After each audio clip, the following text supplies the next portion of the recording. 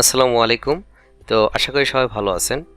আজকের ভিডিওতে আমি আপনাদের সাথে আলোচনা করব যে বিশেষ করে আমরা যখন অ্যামাজন FBA বিজনেস অথবা ভার্চুয়াল অ্যাসিস্ট্যান্ট হিসেবে কাজ করার প্ল্যান করব, আমাদের অবশ্যই এই যে আমরা কিছু এখানে অ্যাব্রিভিয়েশন দেখতে পাচ্ছি, এই অ্যাব্রিভিয়েশন সম্পর্কে আমাদের ভালো করে জানা থাকতে হবে।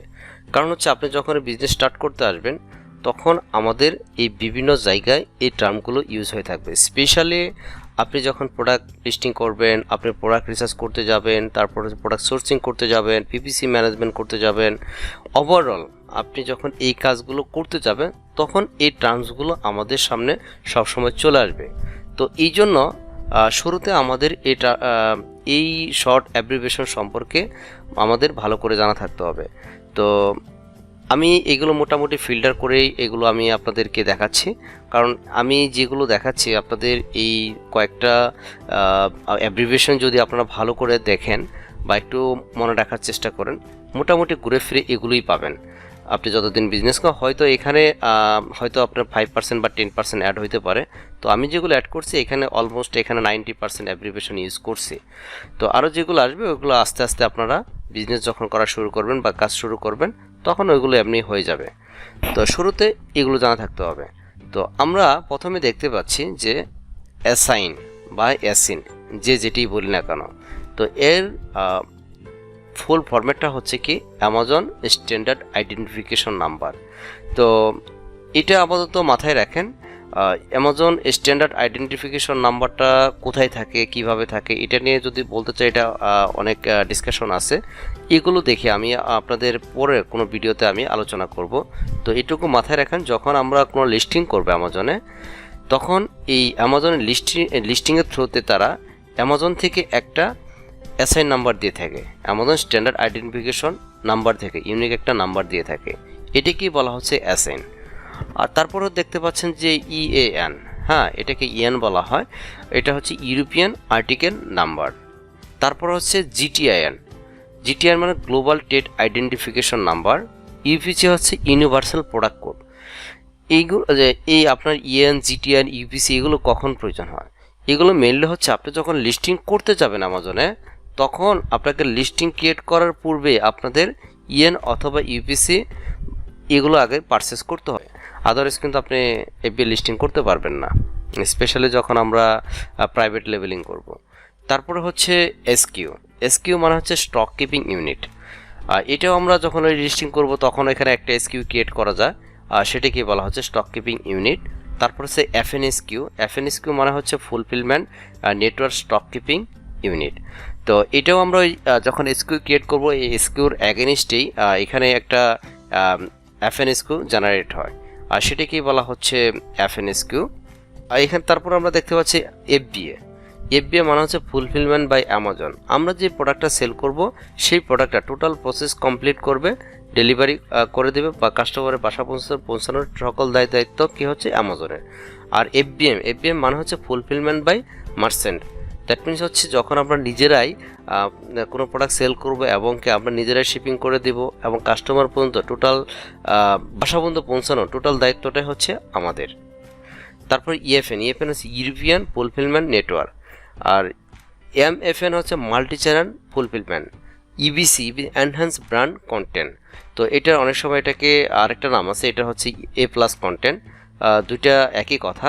তারপর হচ্ছে SEO মানে হচ্ছে সার্চ ইঞ্জিন অপটিমাইজেশন। আমরা জানি গুগলে বা আরও যে সার্চ ইঞ্জিনগুলো আছে এখানে তাদের নিজস্ব কিছু অ্যালগরিদম আছে বা ওইখানে অপটিমাইজেশন করতে হয়। তো আমাদের এই অ্যামাজনে যখন কাজ করব তখন এইখানেও আমাদের লিস্টিংগুলোকে অপটিমাইজেশন করতে হয়। তো ওইটাকে আমরা বলি যে SEO, হ্যাঁ search engine optimisation. Search engine friendly আমাদেরকে কি করতে হয়, গাইডলাইন মেনে লিস্টিংগুলো অপটিমাইজেশন করতে হয়। তার SB মানে হচ্ছে সার্চ ভলিউম কিসের থাকে? সার্চ ভলিউম মূলত হচ্ছে আমরা যখন কিওয়ার্ড রিসার্চ করি এই কিওয়ার্ডের সার্চ ভলিউমটাই মূলত এখানে বোঝানো হচ্ছে। তারপর হচ্ছে BSR হচ্ছে বেস্ট সেলার র্যাঙ্ক। তো বেস্ট সেলার র্যাঙ্ক এটা নিয়ে আমি পরবর্তীতে আরও কথা বলবো, কারণ এখানে আরও আলোচনা আছে। এখানে জাস্ট আপনাদের বেসিক একটা আইডিয়া দিচ্ছি যাতে আপনারা সহজে বুঝতে পারেন এবং আপনাদের কনসেপ্টটা যেন ক্লিয়ার হয়। তারপর হচ্ছে B2B হচ্ছে বিজনেস টু বিজনেস। তো তারপরে স্লাইডে যদি আমরা আসি, আমরা পরে দেখতে পাচ্ছি এমওকিউ মানে হচ্ছে যে মিনিমাম অর্ডার কোয়ান্টিটি।